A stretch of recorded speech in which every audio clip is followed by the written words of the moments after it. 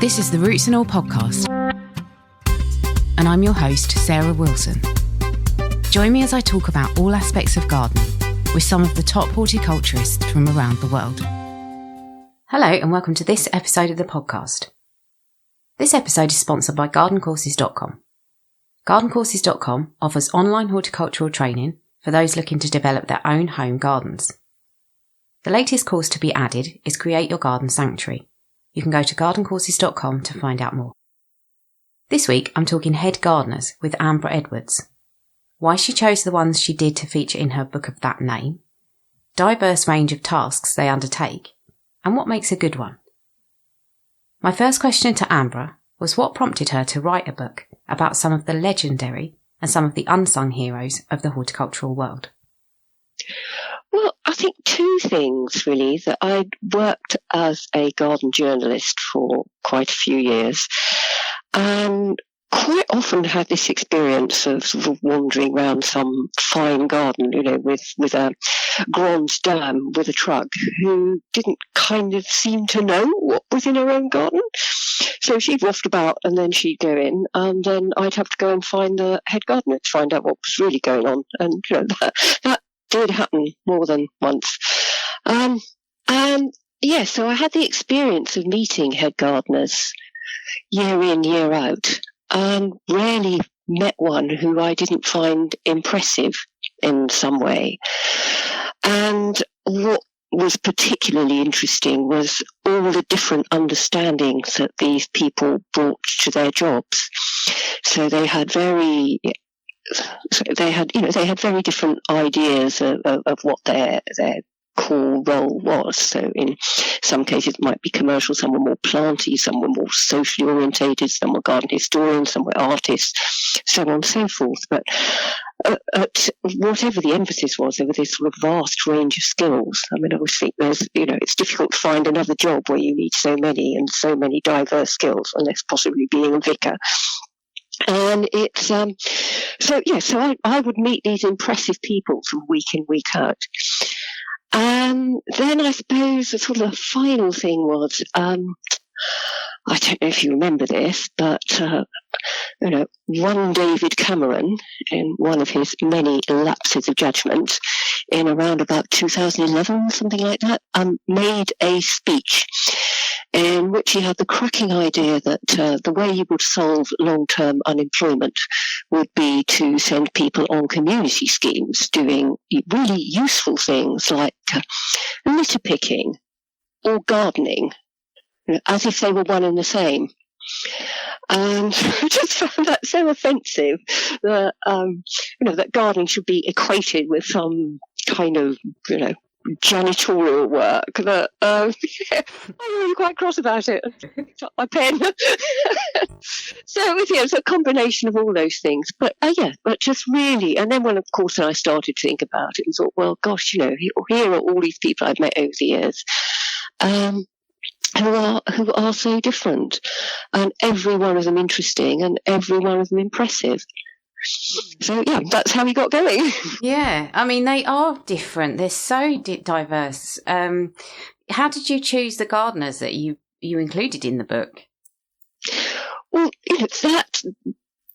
that was difficult in a sense that you could have made a book that was 3 feet thick, because there were so many deserving candidates. And there are so many brilliant people who aren't in there, and every now and then I think, oh no, if only. But it was just trying to find a range of different approaches. So, choosing some who are more interested in wildlife, some who are more interested in the sort of artistic element, some who are more driven by the history, some who are project managers, and also people who had extraordinarily strong stories, like Paul Pulford, whose life was turned round by gardening, like Carol Sales, who turned other people's lives round by gardening, like Martin Ogle, who, at the time that I met him first, was running the biggest restoration project in Europe with just literally no money. They were holding plant stalls. He had a little group of volunteers, raising 20 quid here, 20 quid there to try and keep the garden going. Lowther has now moved on to great and wonderful things.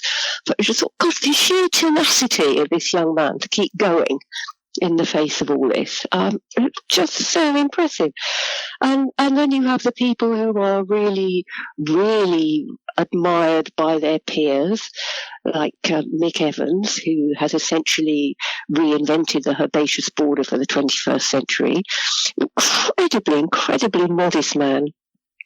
And and the wonderful Fergus, who's turned Great Dixter into a kind of horticultural Harvard, really, and spares no energy, spares himself nothing to try and promote not just Dixter as a place, but a whole way of life that it represents, a whole kind of understanding of the joy and the importance of gardening. And then you have people who you think, you're doing what? Like the wonderful Beatrice Crail, engaged to train bindweed up poles, and who has a cheery relationship with Ground Elder. And so it's really, really interesting. So yeah, there was no end of people to think about. And then also I wanted to bring, the difference between people working for trust gardens, as, Troy was then working for Sissinghurst, Mick for Packwood, and people working in private service like Andrew Woodall, who's made this incredibly impressive garden at Broughton Grange. And Michael Walker at Trentham, an incredible range of skills that man has, not only to conduct this massive restoration, the biggest before Lowther, but then to run this essentially sort of multi-million pound sort of enterprise. And you think, and this is equated with litter picking. Yeah. Go on. Crazy. Well, this could be a redundant question then, because it sounds as if they are such a massively diverse group of people. Did you notice any kind of common traits or things that you would say that is typical head gardener behaviour? Yeah, I think so. I think every one of them, not surprisingly, said, you don't do this job for the money. It isn't really a job so much as a lifestyle choice. And so every one of them in their different way was just incredibly passionate about what they were doing. And, obviously you wouldn't do it if you weren't. So yeah, absolutely, they all shared that.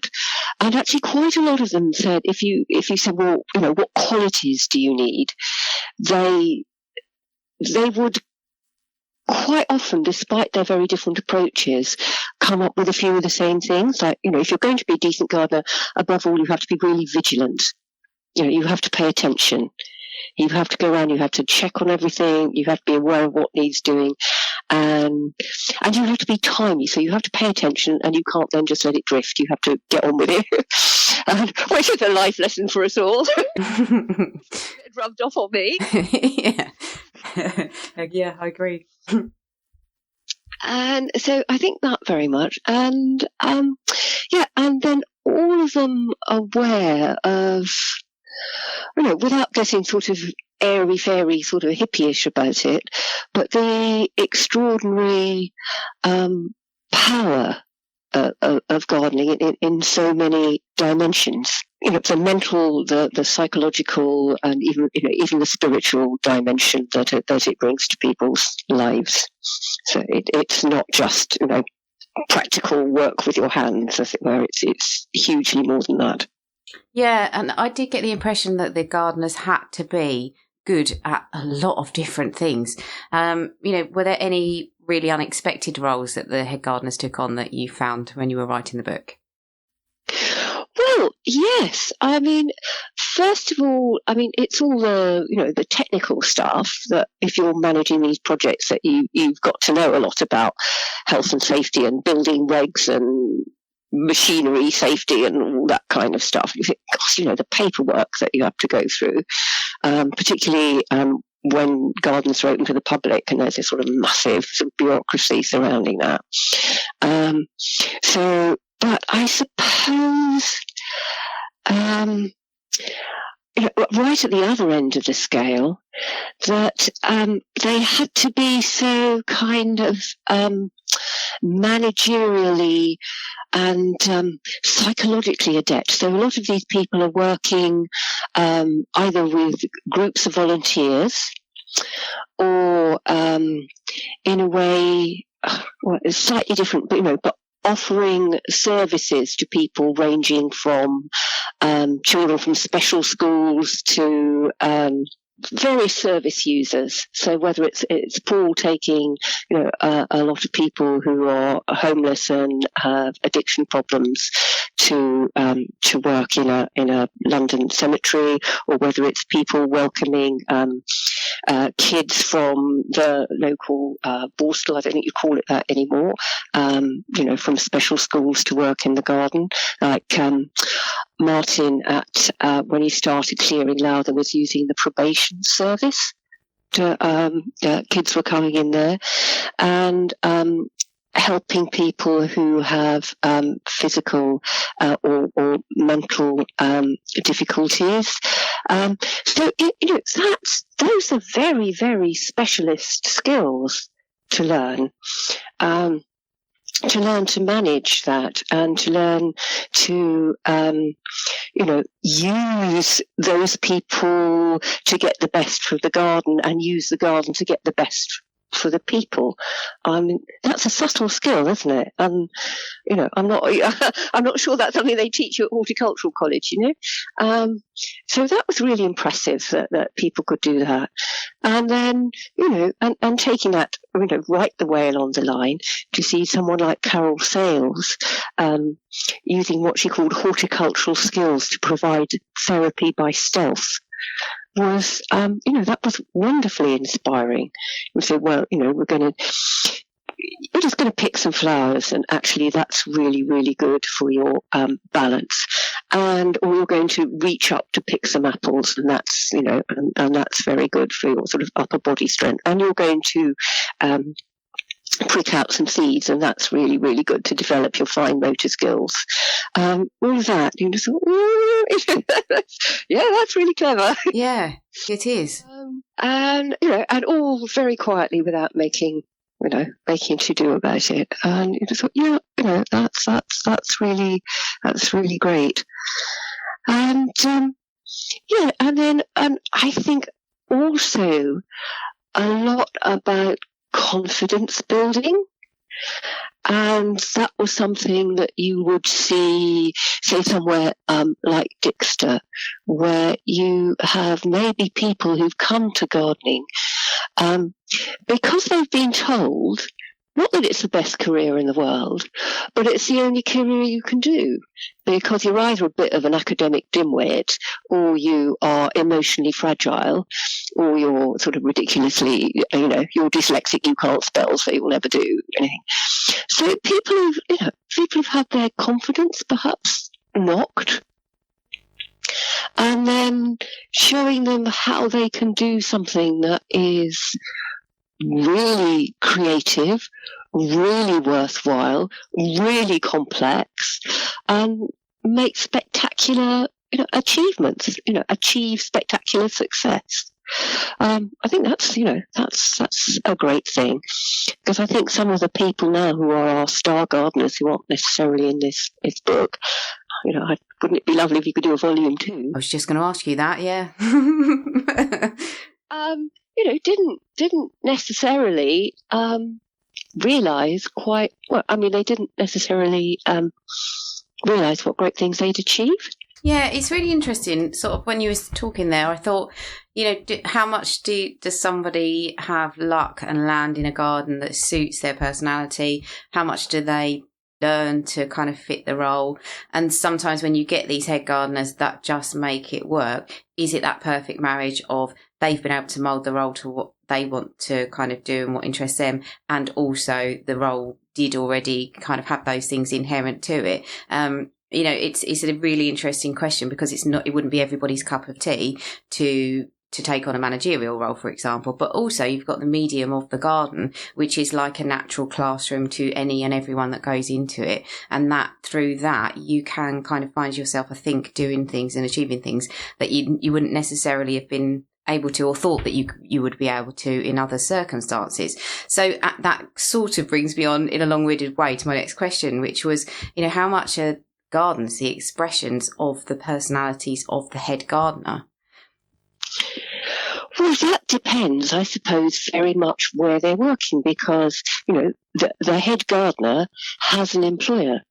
So the successful gardens are where the head gardener and the employer are working in sync, and have a really good understanding. And perhaps that relationship isn't that direct. So if we look back to when Troy Scott Smith was at Sissinghurst, Sissinghurst at that time had a succession of lady gardeners following on from Vita, who had developed this garden into the sort of pinnacle of horticultural perfectionism, this pinnacle of horticultural achievement. But there was a feeling, I suppose, when Troy went there, he felt that something had been lost, and something of the romance, the exuberance, the lyricism of Vita's original garden had been lost. And he was working hard to try and put that back. So in a sense, relationship there, yes, his nominal employer is the National Trust, but in a sense, he's looking back to that figure and trying to make her understanding of the garden live again. I think that was very personal for him. That was very personal. That was clearly was Vita's personal relation, or Vita and Harold together. So that's very much where one person goes in with a clear vision. I think it's probably easier for gardeners who don't work for big organizations to have more freedom to do what they want in the garden. But equally, one of the things that they would complain of was that as a head gardener, you were also required to be the security guard, the chauffeur, the one who locks the toilets up. They were possibly cleaned them. Yeah. I can remember what I'm telling him. When he'd been working in one garden, it was his job to go buy loo rolls. That part of gardening. So it is, yes, in the most successful way, when it works really, really well, it will be a symbiosis. And that's not necessarily a easy or relationship, because one of the things I really enjoyed was meeting Alistair Clark at the Garden of Cosmic Speculation at Portrack, whose boss had been with Maggie and Charles Jenks, and Maggie had died some years before, and it was inspiration really that also is one for which the garden is well known, and her husband Charles Jenks had developed that. He had been making these landforms in various gardens and various installations around the world. But the man who actually built these things was Alistair Clark. And Alistair Clark had been working there since he was 15 years old as a garden boy. And in his early 20s, he's had no greater desire than to carry on working in the greenhouses, growing spectacular veg and breeding prize begonias. suddenly his life is changed completely, and he starts building things that are expressions of astrophysics. And happily he'd been very good at maths at school. but the relationship between these two men was really good, could get quite, it was quite a ding-dong. It was quite a battle. You had these two really, strong characters, the canny no-nonsense Scott and the hugely academic, far-seeing, American, and they would have right old ding-dongs. It was really funny. So that relationship isn't, it isn't always perhaps the quietest one. And then, someone like, Lucille Savin, who worked at an Oxford college. I just love the way that she sort of quietly subverting the idea of what a quad ought to look like, sort of planting up all these wonderful pots of bananas and exotics and all these things. So, it's a really, really interesting planting in a place we think, well, nothing here has changed for 500 years. I said, well, quietly it is. So, her employers were the college, Merton College, but they let her get on with it.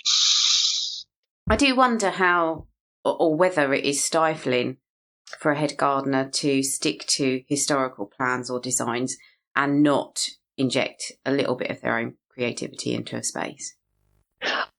I don't think any gardener, nobody, you cannot in any case stick slavishly to a historic design, because your garden grows, doesn't it? It outgrows its space. Some gets big, some get small. The thugs take over the thing. Gardens are dynamic things; they change all the time.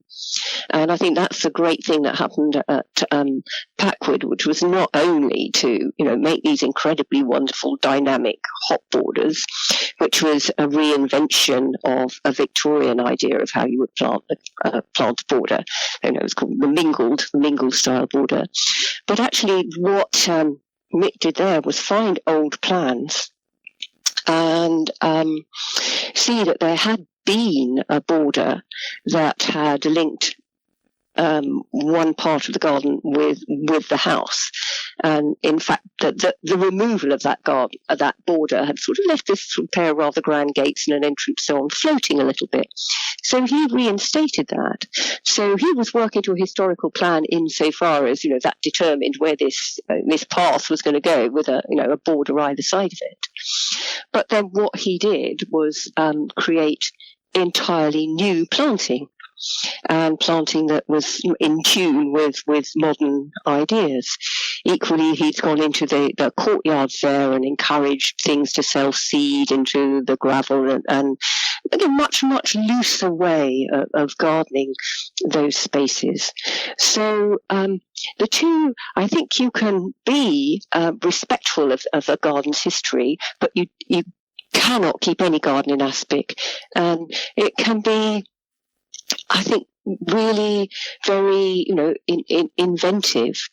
And gardens never stood still, have they? No, that's very true. Based on what you discovered writing the book, if you yourself had to hire a head gardener and you wanted to make sure that you got a really great one, could you say that there would be one or two particular traits that you would look out for?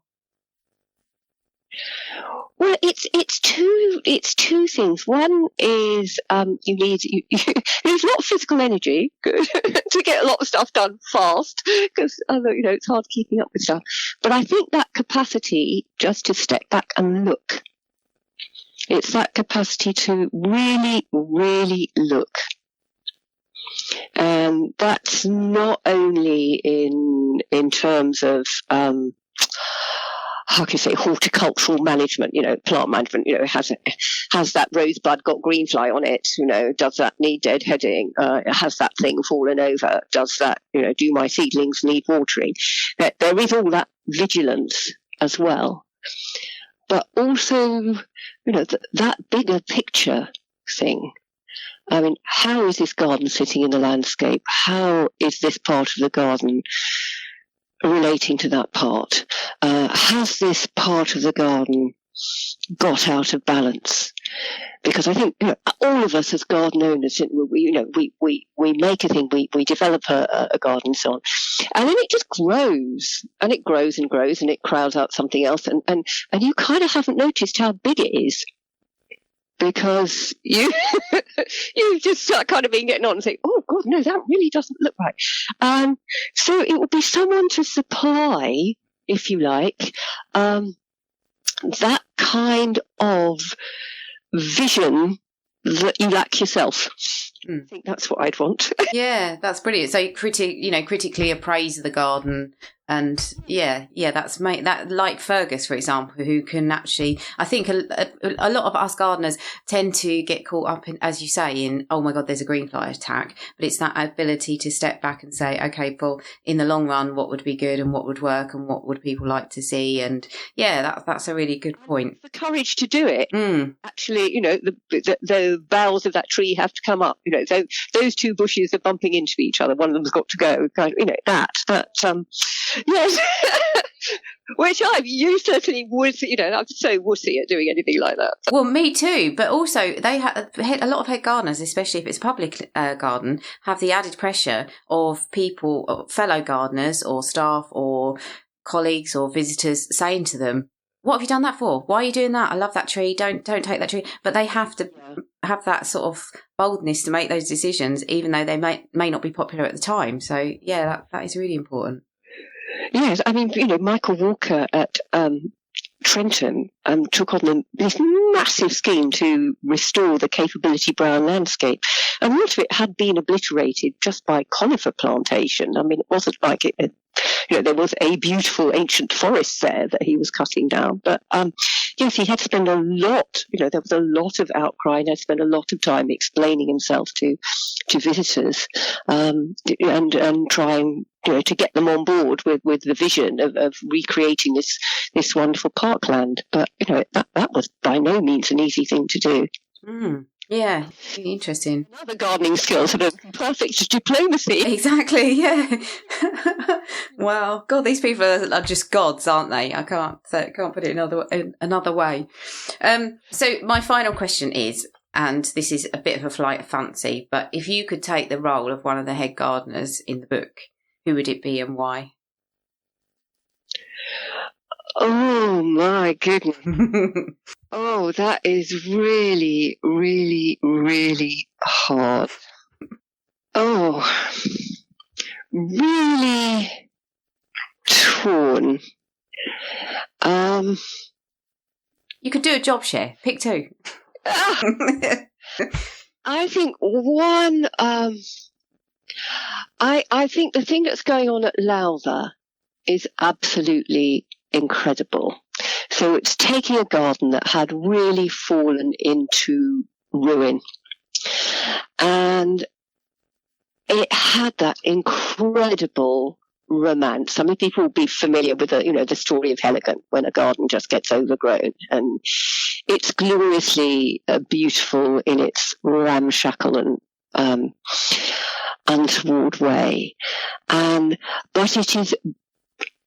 He's fortunate there to have had a master plan by Dad Pearson to plant some of the ruins there in a way that makes a kind of nympha of the north.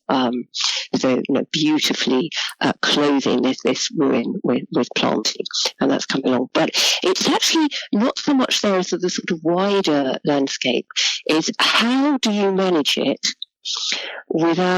so you bring it back to a point where it's some kind of a garden, but without losing that secret garden romance.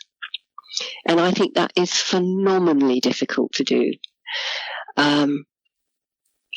Because I can remember V Stapford West said, there's nothing harder to maintain than sweet disorder.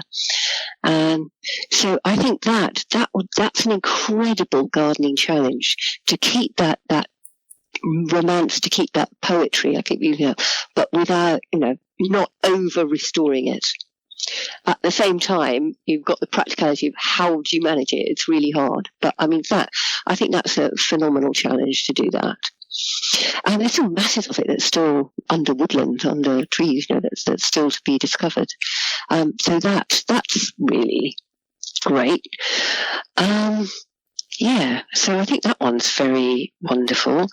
I wish I had the personal qualities to be a Paul Pulford or a Carol Sales, but I see not. I think those are very, very special people. In terms of a garden that is just beautiful, I think, Packwood House is very, very beautiful. Yes, during his time there, I think visitor numbers have gone through the roof. So, I don't know how you manage that you keep some of the mystery and enchantment of that garden when the footfall is so absolutely huge. But, I'd love to learn to plant a border like Mick Evans. Yeah, we all. That is the end of my questions. Did we cover everything that you wanted to? Is there anything else you wanted to add? I just wanted to make the point about the de-skilling of gardening, sort of following on from the, that it's not just outdoor housework. That if we go back to sort of 1822, and when John Loudon published his great encyclopedia, that he identified like 10 categories of gardeners, and he wrote that head gardeners were expected to know they were expected not only to know all that there was in books, but must be in advance of knowledge. So, right back in the 1820s, he clearly sees gardening as a profession, and he talks about the skill and the application that is required, and the long years of training and arduous training in a vast range of skills, and what we would now call continuing professional development, that you have to keep up with what's going on and you have to visit other gardens and all of that. So right back in the 1820s, there's this understanding that this is a really demanding, a really exacting job, and that these people are worthy of respect. And so I kind of think, well, how is it 100 years on, 200 years, that we've lost that? So why is it just a trade that anyone can get in a white van and call themselves a gardener and run around with a strimmer? And, it's not respected in the way that it was then. So, yeah. So we've got kind of 200 years worth of professionalism to catch up on. Thank you to Amber for talking about her fantastic book. It really is good, and I loved her writing style. And I was so impressed with the portraits she painted of these gardeners. Thanks to you for listening, and to gardencourses.com for sponsoring this episode. Now it's Dr. Ian Bedford with The Scourge of the Fruit Cage. The common gooseberry sawfly can be a troublesome pest of gooseberry, red and whitecurrant bushes. In early spring, the adults, which have yellow bodies and black heads, emerge from pupae, having spent the winter months underground. They mate before the females fly off to lay their eggs on the underside of young leaves, usually within the centre of the bush and hidden from sight.